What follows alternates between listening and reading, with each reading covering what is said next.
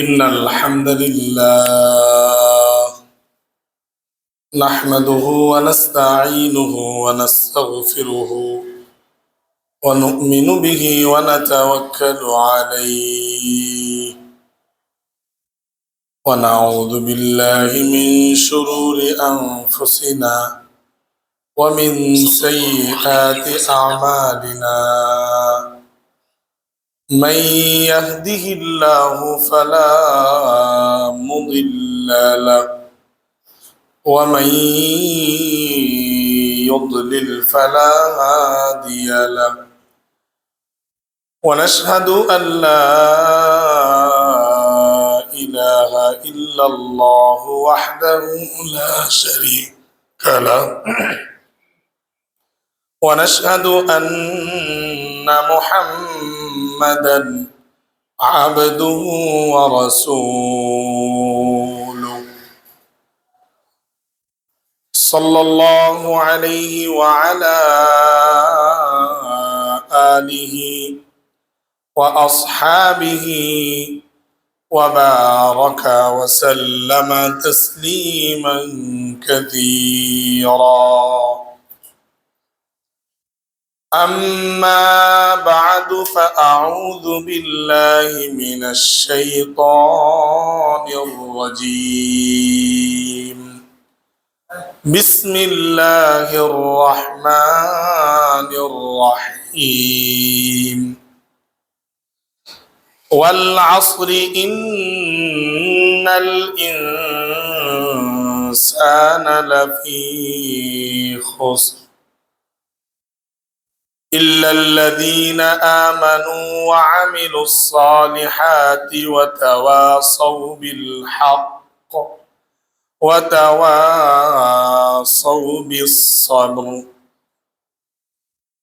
وقال رسول الله صلى الله عليه وسلم اغتنم خمسا قبل خمس شبابك قبل هرمك وصحتك قبل سقمك وغناك قبل فقرك وفراغك قبل شغلك وحياتك قبل موتك أو كما قال عليه الصلاة والسلام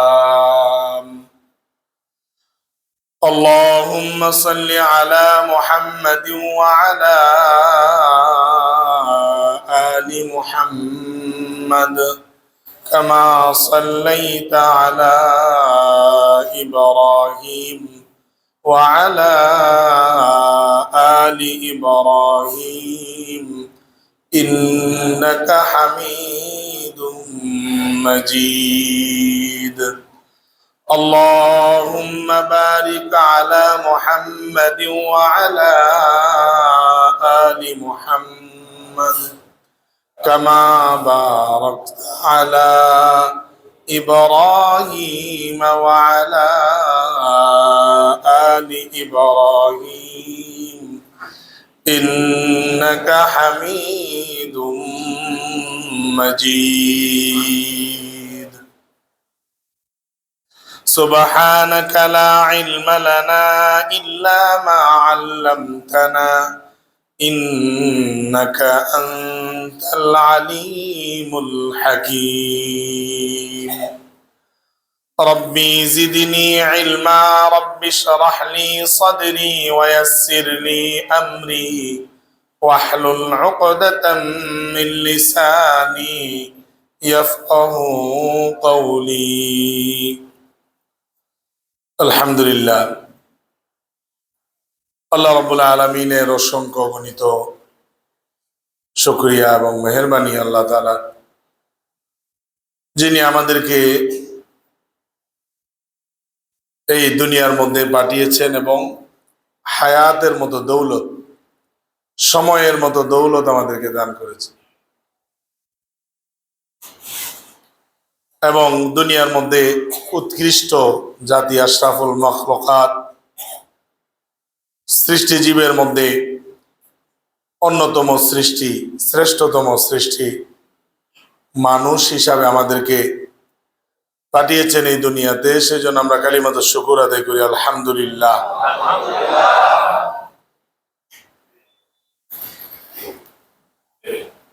আল্লাহ রাব্বুল আলামিন মানুষকে দুনিয়াতে পাঠানোর পরে প্রত্যেকের জন্য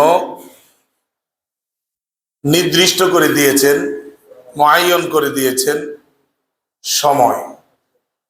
সময় নির্দিষ্ট করে দিয়েছেন। আমার জন্য যেমন দুনিয়ার সময় সীমিত, নির্দিষ্ট, আপনার জন্য এবং দুনিয়াতে যত মানুষ বসবাস করে, যত প্রাণী, এমনকি এই দুনিয়ারও একটা সময়সীমা আছে। এই সময়ের বাহিরে এই দুনিয়ার শুরু থেকে নিয়ে আজ অবধি পর্যন্ত আল্লাহর নির্দিষ্ট সময়ের বাহিরে 1 সেকেন্ড এই দুনিয়াতে কেউ বসবাস করতে পারছে? পারে না। মানুষের যত ক্ষমতাই হোক, যত ধন সম্পত্তি হোক, যা কিছু থাকুক, টেকনোলজি যত উন্নত হোক, কিন্তু রবের নির্ধারিত যে সময়সীমা, এটাকে অতিক্রম করা দুঃসাহস দেখাবে এরকম প্রাণী এখনো আসে নাই, কিয়ামত পর্যন্ত আসবে না। রবের নির্দিষ্ট সময়ে চলে যেতে হবে। এবং এটা দুনিয়াবাসীর জন্য আল্লাহ রাব্বুল আলামিন চ্যালেঞ্জ করছেন কোরআনের জায়গায় জায়গায়, যে তোমরা তো অনেক কিছুই বলো, আমার কমপক্ষে একটা চ্যালেঞ্জ তোমরা গ্রহণ করো, যে আমি প্রত্যেকটা প্রাণীর জন্য মৃত্যু নির্ধারিত করছি। তোমার টেকনোলজি দ্বারা, তোমার বিজ্ঞান দ্বারা, তোমার সমস্ত দুনিয়ার ক্ষমতা একসঙ্গে করার মাধ্যমে তুমি আমার এই চ্যালেঞ্জটা মোকাবেলা করো, যে আমি যতটুকু সময় দিছি তার থেকে 1টা সেকেন্ড বাড়াইতে পারো কিনা দেখো। 1টা সেকেন্ড বাড়ানোর মতো ক্ষমতা, 1টা মিনিট বেশি সময় অবস্থান করবে, 1টা দিন বেশি বাঁচবে, এই ক্ষমতা পুরা টেকনোলজি একসঙ্গে করলেও আদৌ কি সম্ভব? যদি সম্ভব হতো তাহলে দুনিয়ার মধ্যে বড় বড় বৈজ্ঞানিক যারা আছে, যারা দুনিয়ার মধ্যে সবচাইতে বেশি অর্থের মালিক, ক্ষমতার মালিক, তারা অবশ্যই দেখতেন তারা 2, 4, 5 বছর না, তাদের সমস্ত রাষ্ট্র বিক্রি করে হলেও, জনগণ সবগুলারে বিক্রি করে হলেও তারা 8-10 বছর আরো যদি বেশি বাসা জীবিত থাকতে পারতো, তাহলে পুরা দেশ বিক্রি করে হলেও তারা 1-2 বছর দুনিয়াতে বাইসে যাইত। কিন্তু এই ক্ষমতা আল্লাহ রাব্বুল আলামিন মানুষের নিয়ন্ত্রণে দেননি। শুধু এই বিষয়গুলা না, দুনিয়ার প্রত্যেকটা বিষয়ের মধ্যে আল্লাহ রাব্বুল আলামিন কিছু জিনিস মানুষের নিয়ন্ত্রণে দিয়েছেন, আর কিছু রবের নিয়ন্ত্রণে রাখছে। রবের নিয়ন্ত্রণে যেগুলা, এগুলা কোনোদিন মানুষ নিয়ন্ত্রণ করতে পারে না। রবের নিয়ন্ত্রণ যেগুলা, এগুলা রবের নিয়ম মতোই চলে, আমার আপনার বিজ্ঞান মতো, স্বাস্থ্য মতো চলে না। বরং রব যেই নীতি নির্ধারণ করে দিয়েছেন, যেমন আমরা প্রতিদিন দৈনন্দিন যেটা উপভোগ করি, দিন হয়, রাত আসে, রাত যায়, দিন আসে। রব্বুল আলামিন এই সম্পর্কেও কিন্তু বিভিন্ন জায়গায় এইটার চ্যালেঞ্জও দিচ্ছেন, যে আমি তো দিন নিয়ে আসি, দিনের পরে রাত নিয়ে আসি, তুমি একটা কাজ করো, তোমার এতই যেহেতু তোমার শক্তি, রব বলতে যেহেতু তোমার কোনো কিছুই তোমার মনে হয় না, তাহলে তুমি এই সিস্টেমটাকে একটু পরিবর্তন করো। দেখো দিনটাকে 1 ঘন্টা আগে আনা যায় কিনা, দেখো রাতটাকে দিন বানানো যায় কিনা। এরকম কোন সিস্টেম আছে? চাঁদ এবং সূর্য এগুলাকে নিয়ন্ত্রণ করার মতো এমনি তো নিউজ আসে যে চাঁদের দেশে যাইতেছে, এরপরে সূর্যের মধ্যে যাইতেছে। এখন মিডিয়া এগুলা হয়ে গেছে দুনিয়ার মধ্যে প্রফেশনাল, আন্তর্জাতিক মানের। যদি মিথ্যা কথা সম্প্রচারের কোনো মাধ্যম থাকে, এটা হয়ে গেছে মিডিয়া। এটা মিডিয়া হয়ে গেছে। কেন বললাম? গতকালকে একটা নিউজ দেখতেছিলাম যে ইমাম মুসল্লিদেরকে নামাজে রেখে গ্রেফতারির ভয়ে পলায়ন করছে। নিউজটা কিন্তু খুব মারাত্মক, যে ইমাম সাহেব পুলিশ গ্রেফতার করতে আসছে, বাস পলায়ন করে চলে গেছে। হেডলাইনটা কিন্তু এইভাবে বানাইছে। এখন ভিতরে গিয়ে দেখলাম যে না, বিষয়টা অন্যরকম। ভিতরে গিয়ে দেখি একজন কোম্পানি চালায়, বা বিদেশে মানুষ পাচার করে, এরকম কোন একটা মামলা তার ব্যাপারে আছে। তো পুলিশ যখন গ্রেফতার করতে আসছে, তার কোম্পানির লোকগুলোকে নিয়ে সে নামাজ পড়ার অনুমতি চেয়েছে। এই লোকের মুখে দাঁড়িয়েও নেই, কিছুই নেই, বাস তাকে নিয়ে নামাজ পড়তে শুরু করছে। তো এই নামাজের মাঝখানে উনি ইমামতি করছে। ইমামতি করিয়া সেজদায় রাখিয়া দ্বিতীয় রাখাতে পলায়ন করছে। এখন হেডলাইন যে দিলেন আপনি, যে ইমাম মুসল্লিদেরকে রেখে সেজদা অবস্থায় গ্রেফতার হওয়ার ভয়ে পলায়ন, তো কি হলো? এটা দিতে পারতো যে বিশ্ববিদ্যালয় পড়ুয়া ইমাম সেজে মুসল্লিদেরকে প্রতারিত করে, বিশ্ববিদ্যালয়কে কলঙ্কিত করে, ধর্মীয় ব্যবসা করে পুলিশের কাছ থেকে পলায়ন, এরকম তো হেডলাইন হইতে পারে। কিন্তু আদৌ কি এরকম হেডলাইন হয়েছে? না, এই হেডলাইনটা হবে না। কারণ বিধর্মীরা মিডিয়াগুলোর পিছনে কোটি কোটি টাকা ব্যয় করতেছে, যে হেডলাইন এমন ভাবে সাজাইবা যেন টুপিটা কলঙ্কিত হয়, মাদ্রাসা মসজিদ গুলা কলঙ্কিত হয়। কারণ এইগুলাই হলো দুনিয়ার সবচেয়ে বড় ঝামেলা। তুমি নারী পুরুষ নিয়ে রুডে বৈশা রাত্রে খেলা দেখবা, কেউ বিরোধিতা করবে না, একমাত্র মসজিদের মিম্বারে ইমাম সাহেব এটা প্রতিবাদ করবে। এই জন্য একে আগে কালারিং করো। তুমি যদি চুরি করো, এটা প্রতিবাদ কে করবে? সুদ খাইলে প্রতিবাদ করবে কেন? অনৈতিক কাজে জড়িত হইলে যারা প্রতিবাদ করবে, ওরা টার্গেট নিছে যে ওদেরকে কিভাবে কলঙ্কিত করা যায়। এই জন্য তাকিক পরে কোন রকম যদি টুপি একটা মাথায় থাকে, আমি ওই দিন দেখলাম, গতকালকে আরেকটা নিউজ হয়েছে, খুলনা বিশ্ববিদ্যালয়ে ছাত্রী হয়রানির অভিযোগে। আচ্ছা, এই লোকটার কি টুপি ছাড়া আর ছবি নাই? বিশ্ববিদ্যালয়ের একজন প্রফেসর, অধ্যাপক বা টিচার হোক না, তার ছবি যেটা টুপিওয়ালা আছে ওইটাকে তারা প্রেজেন্ট করছে, সামনে দিচ্ছে। তাহলে কি বোঝা গেল? এবং এইগুলা খুব বড় বড় মিডিয়া, এরা এইটা সম্প্রচার করছে অনলাইনে, ফেসবুকে, সব জায়গায়। এবং এই নির্বাচনের পরে এই উৎপাতটা এই দেশের ভিতরে সবচেয়ে বেশি। এই নির্বাচনের পরে প্রত্যেক দিন প্রয়োজনে এক নিউজ প্রতিদিন এক একবার করে দেখাবে। মানে এক জায়গায় কোন মসজিদে কি হয়েছে, মাদ্রাসায় কি হয়েছে, এটা প্রতিদিন তারা দেখাবে। আগে দিছিল একটা টুপিওয়ালা, পরে একটা পাগড়িওয়ালা ছবি দিল। মানে নিউজ এটার কন্টিনিউ রাখতে হবে। আমার কাছে যতটুকু তথ্য আসছে, এটার পিছনে পশ্চিমাদের এবং বিশেষ করে ভারতের এবং অন্যান্য যারা গোয়েন্দা সংস্থা আছে, ওই যে গতকালকে কিন্তু নিউজ দিছে যে ইসরায়েল নজর রাখতেছে। ইসরায়েল তো আজকে বলছে নজর রাখতেছে বাংলাদেশে, এটা আজকে না, আগের থেকে রাখতেছে। ওরা কাজ করছে আগে, পরে বলছে যে আমরা নজর রাখতেছি। তাহলে এটা বুঝতে বাকি নাই যে দেশের মধ্যে আমাদের উপরে, বিশেষ করে টুপিওয়ালা, দাড়িওয়ালা, ইমানদার যারা আছি, তাদেরকে ষড়যন্ত্রের কবলে ফেলানোর জন্য তারা চক্রান্ত আগের থেকেই শুরু করছে। কিন্তু দুঃখের বিষয় হইলো, আমরা আবার আমাদের বিরুদ্ধে লাগছে। ওরা এটা আবার হাসি ঠাট্টা করে, নিউজ তো ওরা বানায়, আবার আমি আপনার বিরুদ্ধে, আপনি আমার বিরুদ্ধে। তো ওরা এটা খুব মজা নেয়।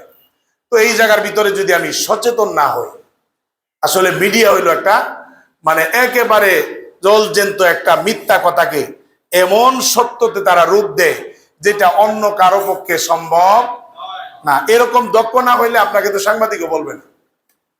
এরকম মিথ্যাকে সত্য, সত্যকে মিথ্যা যদি আপনি না বানাইতে পারেন, তাহলে আপনাকে সাংবাদিক হিসাবে হয়তো বা স্বীকৃতিও দিবে না। যাই হোক, তো এই যুগের মধ্যে, এই খপ্পরের মধ্যে এই এখন আমাদের এগুলা চলতেছে। তো এই যুগের মধ্যে আমাদের খুবই সচেতন হতে হবে, খুব বেশি সচেতন হতে হবে আমাদেরকে। যেটা আমি বলতেছিলাম, আল্লাহ রাব্বুল আলামিন সব কিছুর নিয়ন্ত্রণ, মৌলিক প্রত্যেকটা জিনিসের কিছু জিনিসের নিয়ন্ত্রণ আল্লাহর কাছে রাখছেন, আর কিছু জিনিসের নিয়ন্ত্রণ আল্লাহ নিজের হাতে রেখে দিয়েছেন। যেমন রাত থেকে দিন হয়, দিন থেকে রাত হয়, এটা নিয়ন্ত্রণ কার কাছে? আল্লাহর কাছে। আল্লাহ রাব্বুল আলামিন সূরা বনী ইসরাঈলের মধ্যে বলেছেন, ওয়াজআলনাল লাইলা ওয়ান নাহারা আয়াতাইনি ফামাহাউনা আয়াতাল লাইলি ওয়াজআলনা আয়াতান নাহারি মুবসিরাতান লিতাবতাগু ফাদলাম মির রাব্বিকুম ওয়ালিতা'লামু আদাদাস সিনিনা ওয়াল হিসাব ওয়া কুল্লা শাইইন ফাসসালনাহু তাফসীলা। আল্লাহ রাব্বুল আলামিন দিন এবং রাত এগুলা দুইটা নিদর্শন রাখছেন মানুষের জন্য।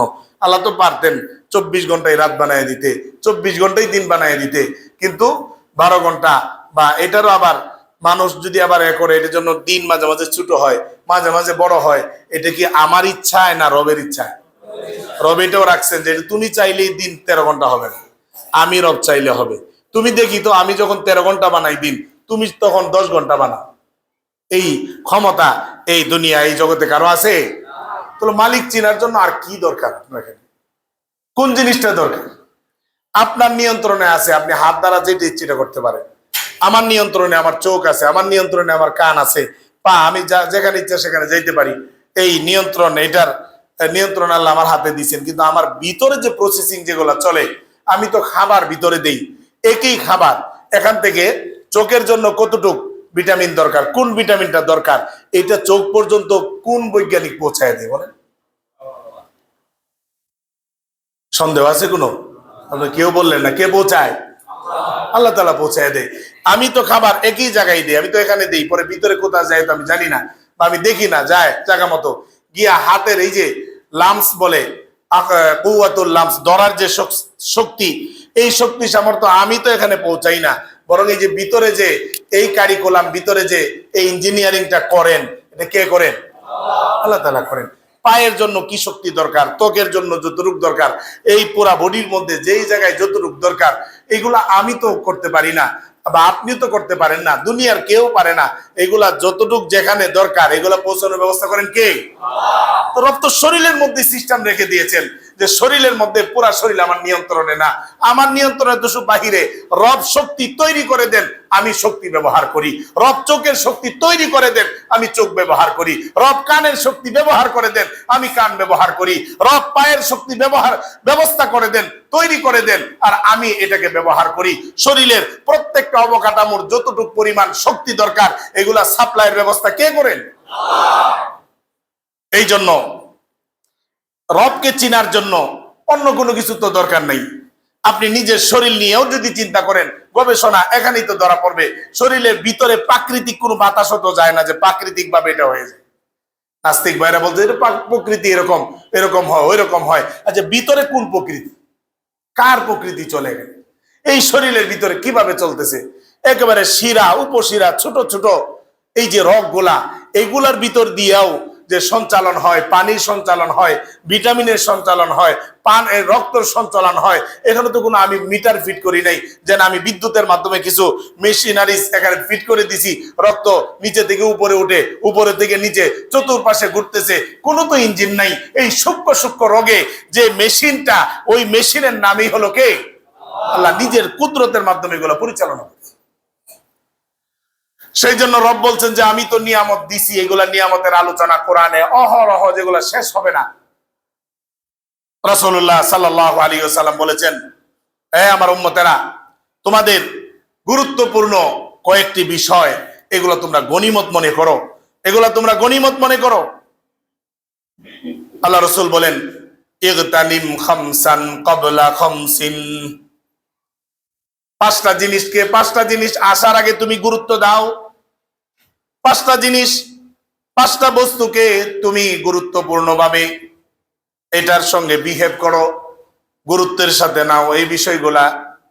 এক নাম্বার হলো শাবাবাকা ক্বাবলা হারামিকা, একটা হলো তোমার যে যৌবনকাল, এটাকে তুমি গুরুত্ব দাও। বৃদ্ধকাল আসার আগে, যখন নাকি তুমি যুবক, তখন তোমার শরীরগুলা কাজ করে, রুকু সেজদা দিতে পারো। কিন্তু এমন একটা সময় আসবে, মানুষ সেজদা করে, তুমি তাকায়া দেখা ছাড়া তোমার কোনো উপায় থাকবে না। এই কপালটা রবের কুদরতি কদমে আর লাগানোর শক্তি নাই। হাঁটু কাজ করে না, পায়ে কাজ করে না, এমনও অনেক মানুষ আছেন শরীরটা আর আঁকা বাঁকা করতে পারে না, নামাজ পড়তে চাইলেও ইশারায় নামাজ পড়ে। এই জন্য আল্লাহ রাব্বুল আলামিন রাসূলের মাধ্যমে আমাদেরকে বার্তা দিতেছেন, শাবাবাকা ক্বাবলা হারামিকা, তোমার যৌবনকালকে তুমি গুরুত্ব দাও। আপনি নিজের দিকে আয়নার সামনে দাঁড়ায় একটু কল্পনা করবেন যে তোর দাড়িগুলা তো পাইকে গেছে, লম্বা হয়ে গেছে, এই দাড়িগুলা তো আর ভিতরে ঢুকবে না।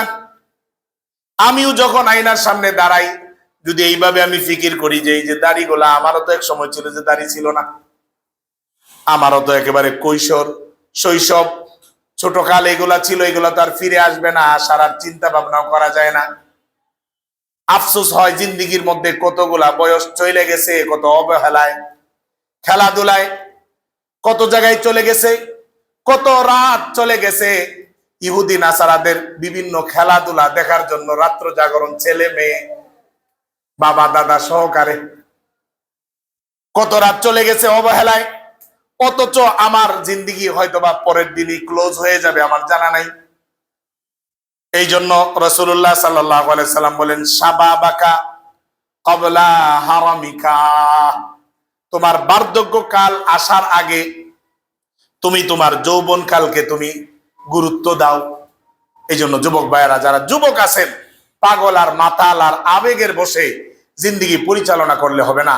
আপনার মতো কত যুবক দৈনন্দিন রোডে ঘাটে পইরা মারা যাইতেছে, আপনার মতো কত যুবক বাসায় এমনিতেই চলে যেতেছে দুনিয়াতে, কোনো অসুস্থতা নাই, এমনিতে বিদায় হয়ে যাইতেছে। আপনার মতো কত যুবক এমনিতে পাগল হয়ে যাইতেছে, আর কোনদিন সুস্থ হয় না। আপনার মতো কত যুবক মেডিকেলের বিছানার মধ্যে শুয়ে আছে, কাতরাইতেছে, হাত নাই, পা নাই, চোখ নাই। অথচ আপনি যুবক, আপনাকে আল্লাহ রাব্বুল আলামিন সুস্থ রাখছেন, সুস্থ রাখছেন। মনে চাইলেই ফজরের নামাজটা উইটা পড়া যায়। বলো যে পারি না, ফুটবল তো উইটা দেখতে পারে, ফুটবল তো 3টা থেকে দেখতে পারেন। এর দ্বারা কি বোঝা যায়? ফজরের নামাজ মনে চাইলেও পড়া যায়। খেলার প্রতি যতটুক আগ্রহ, নামাজের প্রতি ততটুক আগ্রহ নাই। তাহলে খেলার জন্য 2টার সময় ওঠা যায়, 3টার সময় ওঠা যায়, মিছিল দিয়ে দেখতে দেওয়া যায়। ফজরের নামাজে তো মিছিল দূরের কথা, একজন আরেকজন দিয়ে তাকায় না। এই জন্য রব সময়টাকে মূল্যায়ন করতে বলেছেন। এই জন্য আপনাদেরকে বিরক্ত করা, তুচ্ছ তাচ্ছিল্য করার জন্য নয়, বরং একটু অনুভূতি, একটু বিবেকের মধ্যে একটু আঘাত লাগার জন্যই কথাগুলি বলা। যে আমরা আবেগের বশ হইয়া কত রাত জাগ্রত থাকি, কোনো সমস্যা নাই, কিন্তু নিজের জিন্দিগির জন্য, পরকালীন জিন্দিগিটা সুন্দর করার জন্য আমরা রাত নয়, একটু ফজরের সময় উঠে নামাজে সালাতে শরীক হব, এই সুযোগ পর্যন্ত হয় না। বসে আছি শ্বাসটলে, এখানে আসলেই নামাজ পড়া যায়, 10-15 মিনিট সময় কয় না, অনেক ব্যস্ত। অথচ বসে চা খাইতেছে, অনেক ব্যস্ত বসে টিভি দেখতেছে, অনেক ব্যস্ত বসে পান খাইতেছে, অনেক ব্যস্ত এমনিতে গল্প করতেছে। এই সময় আপনার চলে যাবে, এই সময় আর আসবে না। আপনি তো হেলায় দুলায় অবহেলায় সময় কাটাই দিতেছেন, কিন্তু এই সময়টা আর পাবেন না আপনি। সেই জন্য রাসূলুল্লাহ সাল্লাল্লাহু আলাইহি সাল্লাম বলেছেন, এই যুবকরা, বৃদ্ধ হওয়ার আগে তুমি তোমার এই জীবনটাকে, যৌবন কালটাকে একটু গুরুত্ব দাও, গনিমত মনে করো। এই যৌবন কাল এটা একবারেই আর কোনোদিন ফিরে আসবে না। 50-40 বছর যখন পার হয়ে যাবে, তখন যত মেডিসিনই ব্যবহার করেন, আর যুবক হওয়ার সম্ভাবনা।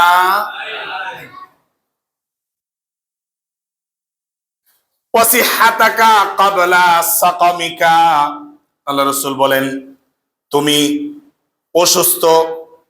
অসুস্থতা আসার আগে সুস্থতাকে তুমি গনিমত মনে করো, এটাকে গুরুত্ব দাও। অনেক মানুষ হয়তো বা এমন অসুস্থতায় ঢুকে গেছে, আর কোনোদিন অসুস্থতা থেকে বের হওয়ার আর কোনো সুযোগ নেই। যত দিন যায় ডাক্তারের ট্যাবলেটের পরিমাণ আরো বাড়ায় দেয়, যত দিন যায় ওষুধপত্র আরো বাড়ে। এই জন্য আপনার যে সময়টা আছে, এখনো মাঝে মাঝে অসুস্থ হন, কিন্তু সব সময় সুস্থ। এই সুস্থটাকে আপনি নিয়ামত মনে করেন, গুরুত্ব দেন, কারণ এমন একদিন আসবে এই সুস্থতার নিয়ামত আর আপনার কাছে থাকবে না।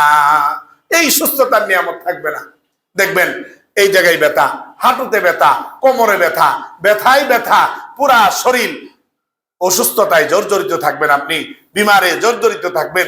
মনে চাবে, মনে চাইলেও পারবেন না, মনে চাইলেও একটু ভালো কাজ করা যাবে না, মনে চাইলেও সালাতগুলো আদায় করা যাবে না, মনে চাইলেও তিলাওয়াত করা যাবে না, মনে চাইলেও সৎ কাজগুলি করা যাবে না।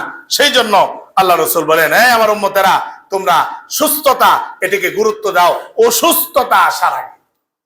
অসুস্থ হইয়া পরে চিল্লা পাল্লা করলে আর হবে না, যেই ফায়দাটা হবে সুস্থ থাকার অবস্থায়। আল্লাহ রাসূল বলেন, ওয়া গিনাকা ক্বাবলা ফাকরিকা, তুমি তোমাকে যে আল্লাহ রাব্বুল আলামিন টাকা পয়সার মালিক বানাইছেন, ধন সম্পদের মালিক বানাইছেন, এইটাকে তুমি গুরুত্ব দাও টাকা পয়সা তোমার কাছ থেকে চলে যাওয়ার আগে। ধন সম্পদ তোমার হাত থেকে চলে যাওয়ার আগে এমন একদিন আসবে টাকা তোমার মালিকানায় থাকবে না, ধন সম্পদ তোমার মালিকানায় থাকবে না।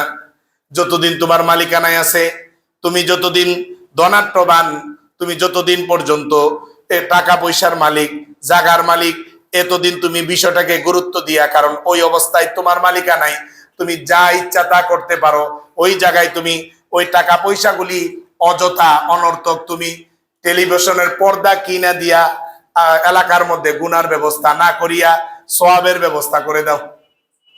এইদিকে অনেকগুলা পর্দা দেখছি, আমাকে মাফ করবেন, পায়ে ধরে বলি, আপনাদেরকে ভাই হিসাবে, চাচা হিসাবে বা ছোট ভাই বড় ভাই হিসাবে পায়ে ধরে বলি, টাকা তো খরচ হইতেছে, কিন্তু এটা গুনার কাজ ছাড়া কিছুই হইতেছে।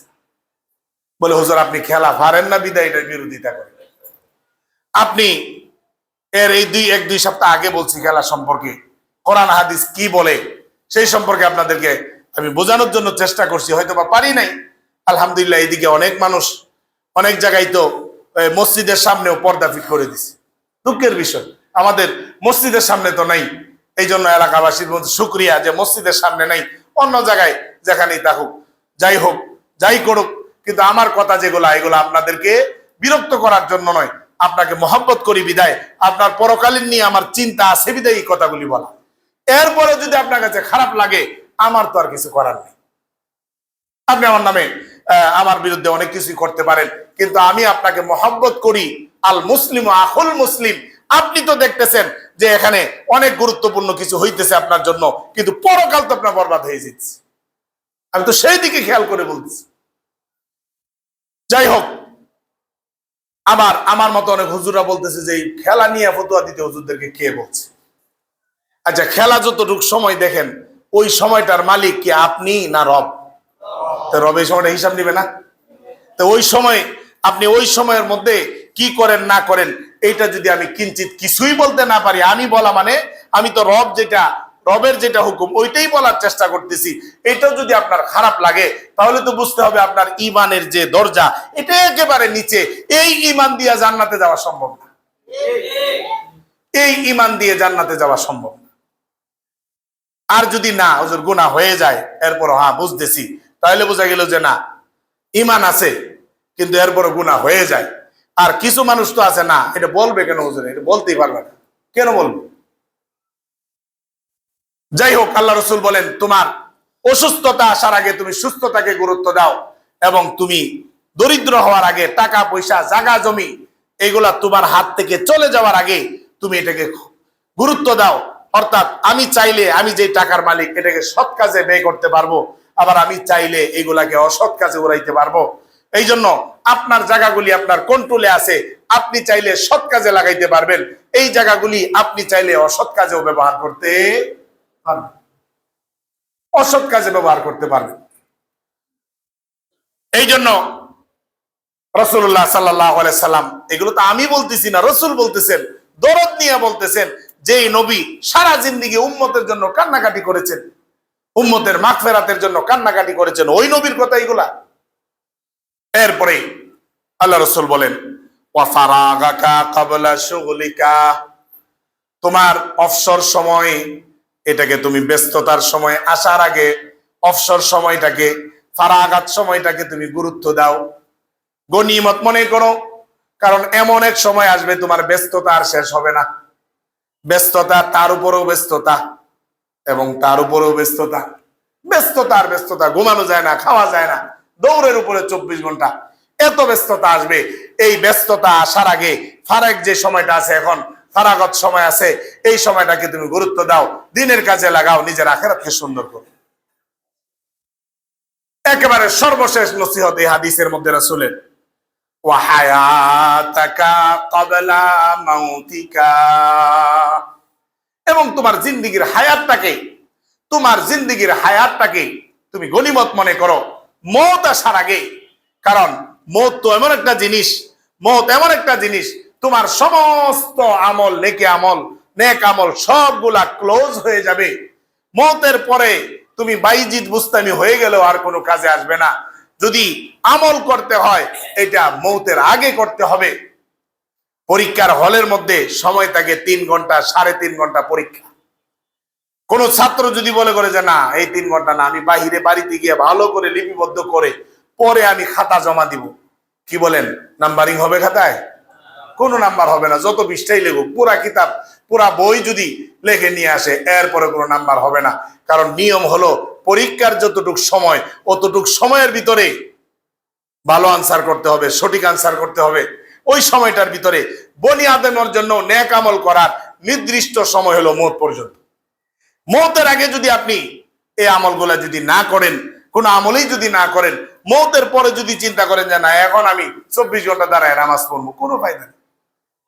কথার কথা বুঝার জন্য যদি বলি, কাউকে যদি আল্লাহ তাআলা মরার পরে যদি অনুমতি দেয়, সে অনুমতি চেয়ে যে আল্লাহ একটু ইবাদত করি, সেজদা তো করি নাই, আল্লাহ যদি অনুমতি দিয়াও দেয়, কবরের মধ্যে যদি একজন সেজদায় পড়ে থাকে হাজার হাজার বছর, হাজার হাজার 1 লাখ বছর যদি সেজদায় পড়ে থাকে, আর ওই ব্যক্তিটার যে পরিমাণ আমল হবে, এই আমল দুনিয়াতে আপনি যদি একবার বলেন সুবহানাল্লাহ, বলেন তো একবার, এই যে সুবহানাল্লাহ বললে জান্নাতে একটি গাছ তৈরি হয়, রাসূল বলেছেন। এই কবরে গিয়া হাজার বছর লাখ বছর নামাজ পড়লে, সেজদা করলে কোন সওয়াব হবে কোন জায়গায় আছে? নাই। অর্থাৎ কবরের জিন্দেগি শত শত হাজার বছরের যেই মূল্য, দুনিয়াতে 1 সেকেন্ড 1 মুহূর্তের মূল্য তার চাইতে অনেক বেশি। এই জন্য রাসূল বলছেন যে তোমার এই হায়াতটাকে তুমি গুরুত্ব দাও। তুমি তো মনে করতেছো আমার হায়াত, ওই যে অনেকে স্লোগান দেন যে আমার শরীর আমার ইচ্ছা, আমার শরীর আমি যেখানে ইচ্ছা সেখানে ব্যবহার করি। অর্থাৎ তার জিন্দেগি তার স্বাধীনতা দিতে হবে। আচ্ছা, জিন্দেগি কি তার নাকি? তো তার হইলে সে এটা ধরে রাখে না কেন? সে তো সময় আসলে মরে যায়, তার জিন্দেগি কেমনে হলো? তার তো জিন্দেগি না, এই জিন্দেগি, এটা কি আমার জিন্দেগি? তো রবের দেওয়া নিয়ামত জিন্দেগি। যদি আমার জিন্দেগি হইতো, আমি তো জিন্দেগি আমার আরো আগের যে বয়স, যেটা আরো সুন্দর বয়স ছিল, এটাকে আমি ধরে রাখতাম। এখানে কেউ চাইতো না যে আমি বৃদ্ধ হয়ে যাই, দুর্বল হয়ে যাই, সবাই তার ওইটাকে ধরে রাখতো। তাহলে তার জিন্দেগি কেমনে হইলো যে আমার লাইফ, আমার ডিসিশন? এইগুলা কি? এইগুলা হলো ওই পশ্চিমাদের বিষ পোড়া ট্যাবলেট, অ্যান্টিবায়োটিক এগুলো ঢুকিয়ে দিছে যে তোমার জিন্দেগি তুমি পরিচালনা করো, এখানে অন্য কেউ হস্তক্ষেপ করা এটা মানবতা বিরোধী, এটা স্বাধীনতা বিরোধী। যদিও ফিলিস্তিনের ভিতরে লাখ লাখ শিশু তারা হত্যা করতেছে, নারীদেরকে দর্শন করতেছে, জায়গায় জায়গায় তারা করতেছে, ওইটা মানবতা বিরোধী না। কিন্তু আপনি একজনকে শরীর সম্পর্কে, শালীনতা সম্পর্কে বলবেন এইটা মানবতা বিরোধী হয়, শালীনতা বিরোধী হয়, আসলে ওরা এই মানবতা বিরোধী। এই পুরা সম্প্রদায় এরা মানুষ হওয়ার যোগ্য না। মানুষ এটা ঘটনা কালক্রমে হয়ে গেছে, আল্লাহ সিদ্ধান্ত ছিল, না হলে এরা উলাইকা কাল আনআম বাল হুম আদাল, এরা পশুর চাইতেও নিকৃষ্ট। এই জন্য দোস্ত আহবাব, আপনাদের পায়ে ধরে বলি, এই হায়াতটাকে গুরুত্ব দেন, সময়টাকে গুরুত্ব দেন। সময় তো একদিন চলে যাবে, আপনিও একদিন চলে যাবেন, তখন আর আফসোস ছাড়া আর কিছুই থাকবে না। চলে যাবে একদিন, কথার অর্থ এই নয় যে আপনি আরো 50 বছর পরে যাবেন। আমরা যখন বলি একদিন তো চলে যাবে, সে মনে করে আচ্ছা একদিন তো যাবে না। একদিন মানে আজকেও যাইতে পারে, এখনো যাইতে পারে। জুমার নামাজ পড়ে আপনি মসজিদ থেকে বাহির নাও হইতে পারে। অনেক ইমাম আছে নামাজ পড়তেছে, নামাজই চলে গেছে। অনেক মুসল্লি আছে নামাজে দাঁড়াইছে, নামাজই চলে গেছে। অর্থাৎ একটা সেকেন্ড, একটা মিনিটের গ্যারেন্টি আমার কাছে নাই। এগুলা ছাবিকাটি রবের কাছে। এই জন্য রব একটি সূরা নাজিল করে দিলেন, সূরাতুল আসর, সময়ের গুরুত্ব দেওয়ার জন্য। আল্লাহ রাব্বুল আলামিন বলেন, ওয়াল আসরি ইন্নাল ইনসানা লাফি খুসর ইল্লাল্লাযীনা আমানু ওয়া আমিলুস সালিহাত ওয়া তাওয়াসাউ বিল হক ওয়া তাওয়াসাউ বিস সাবর। অনেক মুফাসসিরিনে কেলাম বলেছেন 30 পারা কোরআন নাজিল না করে শুধুমাত্র এই সূরাটা যদি নাজিল করতো, এটাই যথেষ্ট হয়ে যেত মানুষের জন্য। এই এতটুক জায়গা আল্লাহ রাব্বুল আলামিন বলেন, সময়ের শপথ, নিশ্চয়ই মানুষ ক্ষতির মধ্যে আছে, ক্ষতিগ্রস্তের মধ্যে আছে। আপনার কি মনে হয়? আপনি একজনের দিকে তাকান, যার দিকে তাকান মনে হয় ক্ষতির মধ্যে আছে, বিপদে আছে। যার আমলের দিকেই তাকান তার আমলই ছোট মনে হয়। এমনকি ইমামের আমলের দিকে তাকাইলে মনে হয় ইমামের নামাজটা তো সঠিক হইতেছে না, এটা আরো কঠিন করে বলার দরকার ছিল। মানে মাপ মতো হয় না, হয়তো বেশি হয়, নাইলে কম হয়, কেরাত বেশি ছোট হয়ে যায় নাইলে বেশি বড় হয়ে যায়, তাকবীর হয়তো বা মিলে আপনার সাথে, না হয় মিলে না, মনে মনে ধারণা আসে, বলতে পারেন না। হয়তো আপনি এত পড়তেছেন, আপনারটা হয়তো শেষ হয়ে বসে আছেন, অতিরিক্ত হুজুর এমনি বসে আছে। আবার অনেক সময় দেখা যায় আপনার শেষ হয়েছে না, ইমাম সাহেব সালাম ফিরে দিচ্ছে। অর্থাৎ কোনোটাই আপনার অনুকূলে না। আপনার স্বাভাবিক দৃষ্টিতে দেখা যায় মানুষ সব বিপদের মধ্যে আছে, ক্ষতির মধ্যে আছে। রব বলছে না, সবাই না, তুমি সহকারে সমস্ত মানুষ ক্ষতিগ্রস্তের মধ্যে আছে, ক্ষতির মধ্যে আছে। শুধুমাত্র তারাই ক্ষতি ছাড়া যার ভিতরে 4টা গুণ আছে। কয়টা? আল্লাহ রাব্বুল আলামিন বলেন ইল্লাল্লাযীনা আমানু, যারা ঈমানদার, ঈমান এনেছে, ওয়া আমিলুস সালিহাত, এবং যারা নেক আমল করে, যারা সৎ কাজ করে, নেক আমল করে, যারা সালাত পড়ে, নামাজ পড়ে, যাকাত দেয়, দান সদকা করে, অন্যান্য যত আমলগুলো আছে এগুলা করে। তৃতীয় নাম্বার হলো ওয়া তাওয়াসাউ বিল হক, এবং যে হকের উপরে অটল থাকে, ওয়া তাওয়াসাউ বিস সাবর, এবং যে ধৈর্য ধারণ করে। এই 4টা গুণ ছাড়া মানুষ ক্ষতি থেকে বাঁচতে পারে না। প্রত্যেকটা মানুষ ক্ষতিগ্রস্ত। এই 4 গুণ যার ভিতরে আছে, হকের উপরে অবিচল থাকা, ধৈর্য ধারণ করা, ঈমান আনা, নেক আমল করা, এই 4 গুণ যদি না থাকে তাহলে বুঝতে হবে এই মানুষটা ক্ষতির মধ্যে আছে। এই সূরাটার গুরুত্ব কতটুকু? সাহাবায়ে কেরাম যখন পরস্পর একজনের সঙ্গে আরেকজন সাক্ষাৎ হতো, মুলাকাত হতো, একজন আরেকজনকে কি বলতেন, একজন আরেকজনকে কি বলতেন? ইবনে কাসির তার 8 নাম্বার খণ্ড 469 নাম্বার পৃষ্ঠা, এবং আল মুজামুল আওসাত লিত তাবরানী এর 5124 নাম্বার হাদিসে বর্ণনা পেশ করে ইমাম ইবনে কাসির রাহিমাহুল্লাহ বলেন যে ওই হাদিসটা বর্ণনা করেন, সাহাবায়ে কেরাম একজনের সঙ্গে আরেকজন সাক্ষাৎ হইলো, কি বলতো? ওয়ান সাবিতিনিল বুনানি রাদিয়াল্লাহু তাআলা আনহু ক্বালা কানা আর-রাজুলানি মিন আসহাবিন নবী সাল্লাল্লাহু আলাইহি ওয়াসাল্লাম।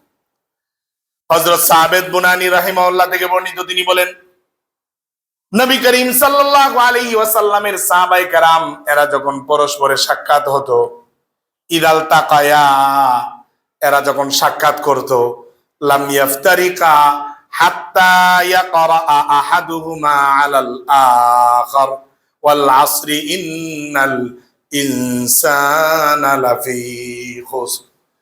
এক সাহাবী যখন আরেক সাহাবীর সঙ্গে সাক্ষাৎ হতো, আলাপচারিতা হতো, তখন তাদের এই সাক্ষাৎ, মুলাকাত, আলাপ এটা শেষ হইতো না ততক্ষণ পর্যন্ত যতক্ষণ পর্যন্ত না একজন আরেকজনকে ওয়াল আসরি ইন্নাল ইনসানা লাফি খুসর এই সূরাটা না বলতো।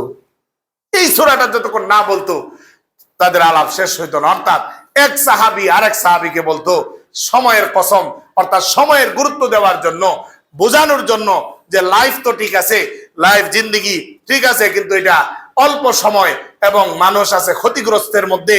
রব বলেছেন এই জন্য আমি আপনি সকলেই সময়ের প্রতি যত্নবান হওয়ার দরকার আছে না নাই? এটা এক সাহাবী আরেক সাহাবীকে স্মরণ করে দিতেন, তালিম দিতেন একজনকে আরেকজন।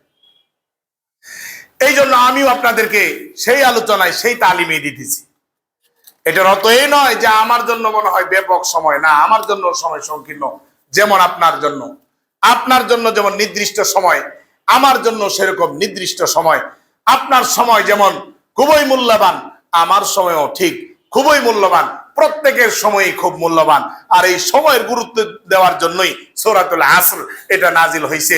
এরপরেও যদি মানুষ সময়কে গুরুত্ব না দেয়, কি আফসোস করবে, কি করবে, কি বলবে? আল্লাহ রাব্বুল আলামিন তো জায়গায় জায়গায় বলে দিয়েছে। সূরাতুল মুমিনুন 18 নম্বর পারা, হিফজুল কোরআন তার 8 নম্বর পৃষ্ঠা, প্রথম 1-2 আয়াত আল্লাহ রাব্বুল আলামিন বলছেন যে এদেরকে যখন জাহান্নামে নিক্ষেপ করা হবে তখন এদেরকে বলবেন আল্লাহ রাব্বুল আলামিন, আলাম তাকুন আয়াতি তুতলা আলাইকুম ফাকুনতুম বিহা তুকাদ্দিবুন। আল্লাহ রাব্বুল আলামিন বলবেন যে তোমাদেরকে কি কোরআনের আয়াত পড়িয়া শোনানো হয় নাই? ওয়াল আসরি ইন্নাল ইনসানা লাফি খুসর, এই আয়াতগুলা কি শোনানো হয় নাই তোমাদেরকে? শোনানো হয়েছে, তোমরা এগুলা মিথ্যা সাব্যস্ত করছো। মিথ্যা সাব্যস্ত করছো তোমরা। তখন এই জাহান্নামী এগুলা বলবে, ক্বালু রাব্বানা গালাবাত আলাইনা শিকওয়াতুনা ওয়া কুন্না কওমান দাল্লিন। তারা আল্লাহ রাব্বুল আলামিনকে ডেকে ডেকে বলবে, আল্লাহ, আমাদের দুর্ভাগ্য ছিল, আমাদের কপাল মন্দ ছিল, আমরা বুঝতে পারি নাই। কত আলোচনাই তো শুনছি জিন্দেগীর মধ্যে, জুমায় বসে কত আলোচনা শুনলাম, অনেক সময় বাসায় বসে আছি, ওয়াজ মাহফিল হয় দূরে, এরপরও কয়েকটা কথা কানে ঢুকে যায়, এরপরও শুনতে চাই না। কোরআনের আয়াত আমাদের কাছে পৌঁছাইছে, রাসূলের বাণী আমাদের কাছে আসছে, কিন্তু আমরা হতভাগা ছিলাম, দুর্ভাগা ছিলাম, আমরা সেই কথাগুলি আমলে নিতে পারি নাই। অনেক সময় মনে চাইছে যখন আলোচনা শুনছি যে আমল করি, যেই চলে গেছি সামনে থেকে, মসজিদের বাইরে চলে গেলাম, আবার মন উতালা হয়ে গেল, ওই কথা বাদ, আমলের জজবা চলে গেছে। এই জন্য কোরআনের আয়াত শুনছি কিন্তু আমল করতে পারি নাই। কোরআনের আয়াত শুনছি, আমল করতে পারি নাই। আবার অনেকে তো এরকম আছে, শুধু আল্লাহু আকবার বলার আগে আসে যেন হুজুরের কোনো কথা কানে না ঢুকে। আছে না নাই? হয়তো বা আপনারা বুদ্ধিমান মনে করেন, কিন্তু না না, রব বলতেছে তারা সেই দিন বলবে, আল্লাহ, আয়াত শোনার সুযোগ ছিল, কিন্তু আমি দুনিয়াতে তো প্রোগ্রাম করেই খুতবাটার সময় যাইতাম, যেন কোনো কথা শুনতে না হয়। যদি কথা শুনে হেদায়েত হয়ে যায় তাহলে তো ঝামেলা। এই জন্য ইচ্ছা করে পিছায় গেছে। আসলে সে নিজের সময় হেফাজত করছে না, সময়কে জাহান্নামের জন্য বরাদ্দ করে দিছে। সময় জাহান্নামের জন্য বরাদ্দ হয়ে গেছে। অনেকেই তো আছে কাজ ব্যস্ততা, দেরি করে আসেন, ইচ্ছা করেন আগে আসার জন্য, কিন্তু যেহেতু পুরা সপ্তাহ আলোচনা শোনার সময় হয় না, কমপক্ষে কি শুক্রবারটাকে একটু আলাদা করা যায় না, যে আধা ঘন্টা 1 ঘন্টা আগে একটু মসজিদে আইসা, এমনি তো শুনতে পারি না, একটু কোরআন হাদিসের আলোচনা একটু শুনি, এইটা যদি মনে না চায় তাহলে কেমন ইমানদার আমি বলে, কি ইমানদার? কোরআনের আয়াতও শুনবো না, রব কিছু কি বলে শুনবো না, রাসূল কি বলে শুনবো না, শুধু ওই মুরগের মতো খাবারের দানা যেভাবে গ্রহণ করে ওইভাবে মসজিদে আসিয়া শুধু 5 ওয়াক্ত ঠুকুর দিলেই তো জান্নাতে যাওয়া যাবে না। এটার মর্ম বুঝতে হবে। সেই দিন তারা বলবে, আল্লাহ, আমাদের দুর্ভাগ্য ছিল, আমরা কোরআনের আয়াত শুনছি কিন্তু আমল করি নাই, আমলে আসে নাই, আমলে আসি নাই। ইয়া আল্লাহ, আপনি একটু কাজ করেন, রব্বানা আখরিজনা মিনহা ফাইন উদনা ফাইন্না যালিমুন। আল্লাহ, আমাদেরকে একটু মেহেরবানি করে এই জাহান্নামের আযাব, এটা সহ্য হয় না। ওই যে আগের পৃষ্ঠার আয়াতে বলছে, তালফাউ জুহাহুমুন নার ওয়া হুম ফিহা কালিহুন। জাহান্নামে নিক্ষেপ করার পরে জাহান্নামের আগুন তার পুরাটা শরীরকে পুরায়া আংরা করে দিবে, চেহারা বিভৎস হয়ে যাবে।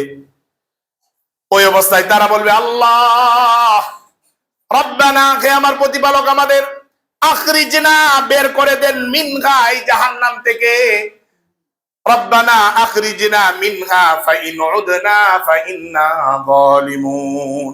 আমাদেরকে আবার দুনিয়াতে পাঠান, আমরা আমাদের টাকা পয়সাকে অনর্থক জায়গায় খরচ করব না, সময়টাকে অনর্থক জায়গায় খরচ করব না, আমার এই সময়টাকে গুনার কাজে খরচ করব না, আমাকে আবার দুনিয়াতে পাঠিয়ে দেন।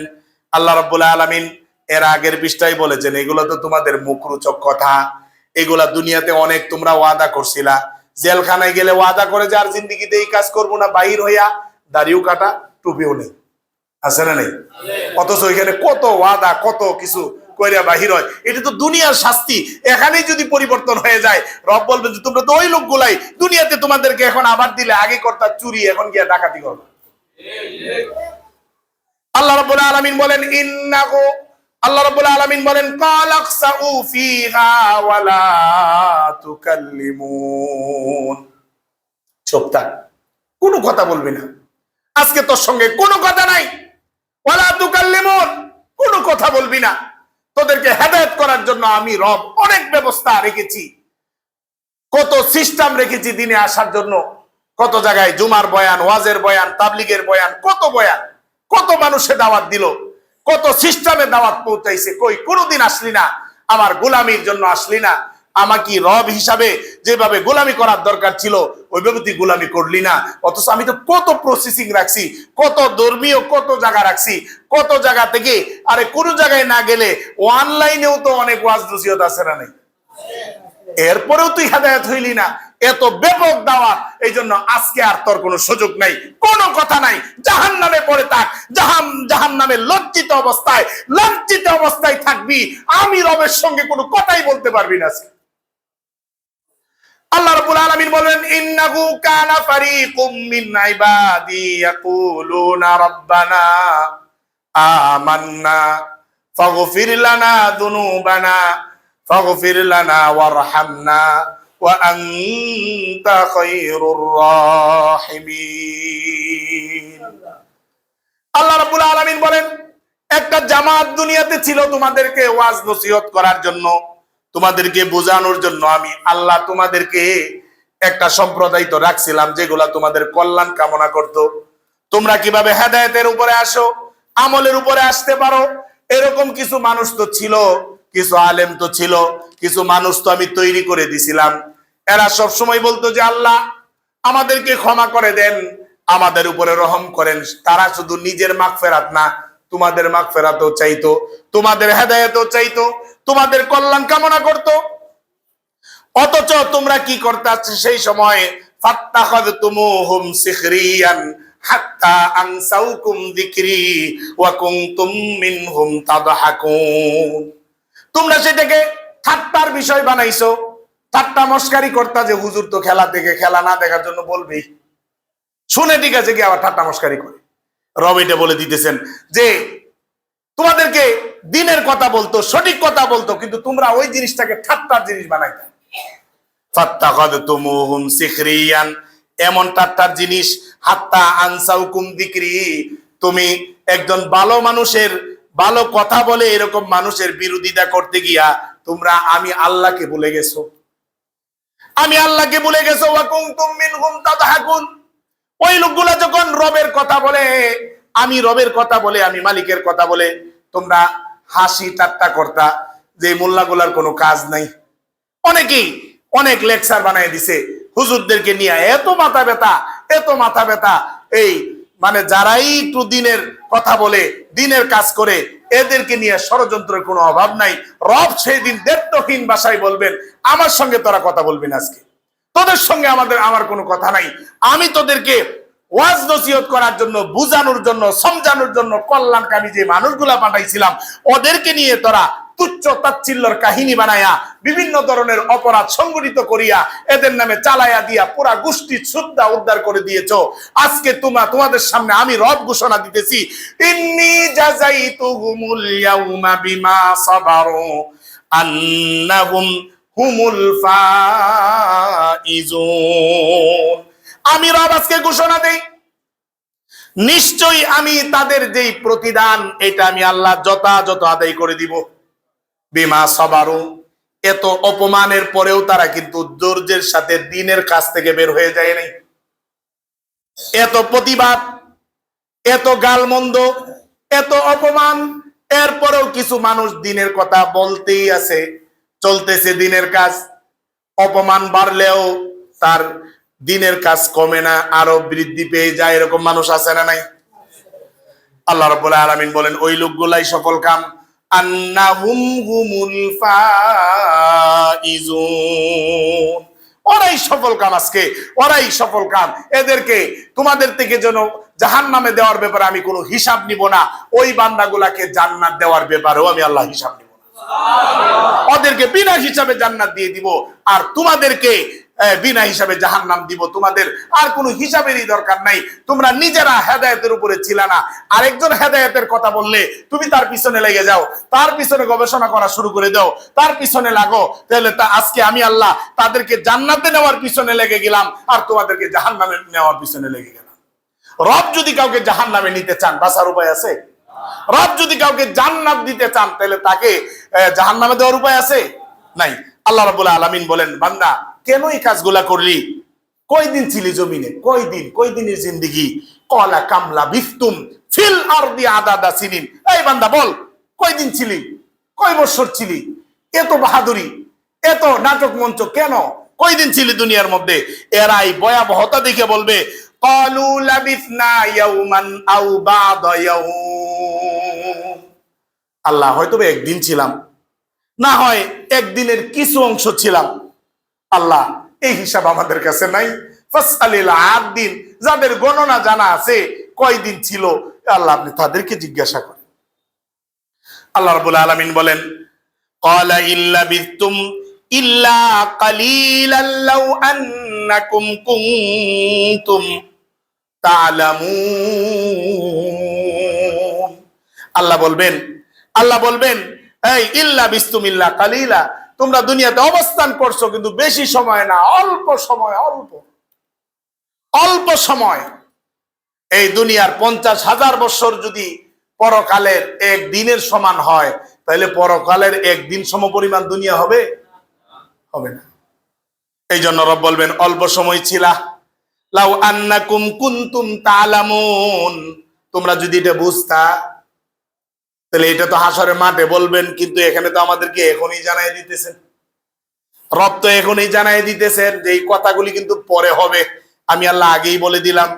আল্লাহ রাব্বুল আলামিন পরে বলেন আফা হাসিবতুম আন্নামা খালাকনাকুম আবাসাও ওয়া আন্নাকুম ইলাইনা লা তুরজাউন।